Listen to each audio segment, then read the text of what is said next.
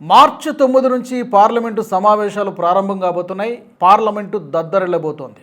Yes, నిజంగానే. ఎందుకంటే అటు బీజేపీ ఇటు కాంగ్రెస్ రెండు పార్టీలు కూడా తమ ఎంపీలకు విప్ జారీ చేశాయి.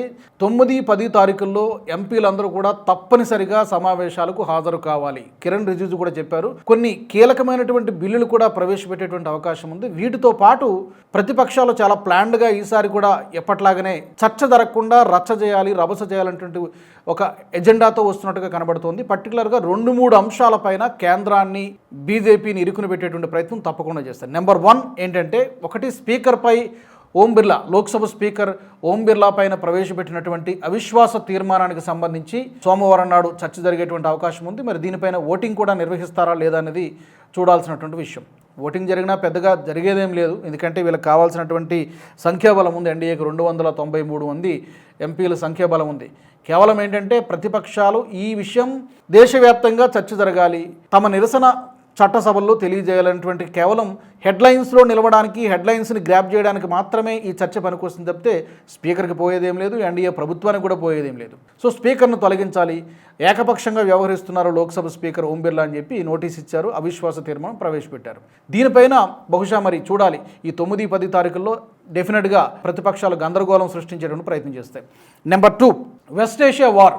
ఇరాన్ ఇజ్రాయిల్ వార్ జరుగుతోంది, చాలా తీవ్రమైనటువంటి యుద్ధం జరుగుతోంది. అలీ ఖమేనీ చనిపోయాడు. దీనికి సంబంధించి కూడా గత వారం రోజుల నుంచి కూడా భారత్ ఎందుకు మౌనంగా ఉంది, ప్రధాని మోదీ ఎందుకు మాట్లాడలేదని చెప్పి కార్నర్ చేసేటువంటి ప్రయత్నం చేస్తున్నారు. నిజానికి మాట్లాడారు, మౌనంగా లేరు. చాలా తెర వెనుక చాలా ప్రయత్నాలు జరుగుతున్నాయి. ఫ్రాన్స్ ప్రెసిడెంట్ అయినటువంటి ఇమాన్యుయల్ మ్యాక్రోన్తో మాట్లాడారు, మిగతా గల్ఫ్ కంట్రీస్ వాళ్ళతో మాట్లాడుతున్నారు, సంతాపం కూడా ప్రకటించారు. బట్ దీనికి సంబంధించి కూడా డెఫినెట్గా పెద్ద గందరగోళం పార్లమెంట్లో జరిగేటువంటి అవకాశం తప్పకుండా కనిపిస్తోంది. చర్చ జరగకుండా చేస్తారు. 3వది, రీసెంట్గా అమెరికా ఒక 30 రోజుల పాటు మేము భారత్కి మినహాయింపు ఇస్తున్నాం, పర్మిషన్ ఇస్తున్నాం, రష్యా నుంచి ఆయిల్ కొనుగోలు చేసుకోవచ్చు అని చెప్పి అమెరికా ప్రకటించింది. ఇది కూడా ఇక్కడ పెద్ద ఒక డిస్కషన్ పాయింట్ అయిపోయింది. అమెరికా మనకు పర్మిషన్ ఇవ్వడం ఏంటి, రష్యా దగ్గర ఆయిల్ కొనుక్కోవడానికి అమెరికా వాడి పర్మిషన్ మనకు కావాలన్నా, అంటే మనం గులాంగిరి చేస్తున్నామా అమెరికాకి, లేకపోతే ప్రధానమంత్రి మోదీ గారు డొనాల్డ్ ట్రంప్కి సరెండర్ అయిపోయారంటే అప్పుడే నేషనల్ మీడియాలో పెద్ద ఎత్తున చర్చ మొదలైంది. ఈ 3 అంశాలు తప్పకుండా ప్రధానమైనటువంటి చర్చనీయాంశాలుగా కనిపిస్తున్నాయి. అందుకనే బహుశా నేను అనుకోవడం, అటు బీజేపీ కానీ కాంగ్రెస్ పార్టీ కానీ తమ ఎంపీలకి ఈ 2 రోజుల్లో అందరూ తప్పనిసరిగా హాజరు కావాల్సిందే పార్లమెంటు సమావేశాలకు అని చెప్పి విప్ జారీ చేసే. మరి ఈ 3 అంశాలతో పాటు మరికొన్ని కీలకమైనటువంటి బిల్లులు కూడా ప్రవేశపెట్టేటువంటి అవకాశం ఉంది పార్లమెంట్లో. వాటిపై కూడా మరి ఫైనాన్షియల్ బిల్ కానీ 2026, అలాగే digital personal data protection bill కానీ, టెలికమ్యూనికేషన్స్ బిల్ అంటున్నారు.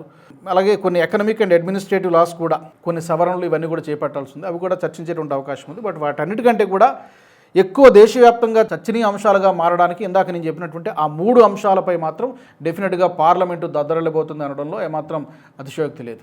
ఈ వీడియో మీకు నచ్చినట్టయితే లైక్ చేయండి, 10 మందికి షేర్ చేయండి. అలాగే కామెంట్ల రూపంలో మీ అభిప్రాయాలను మాతో పంచుకోండి. Nationalist hub group of channels ను సబ్స్క్రైబ్ చేసుకుని తెలుగునాట జాతీయవాద జర్నలిజాన్ని ప్రోత్సహించండి. ఈ వీడియో కింద ఉన్న బెల్ ఐకాన్ పై క్లిక్ చేయడం మర్చిపోవద్దు.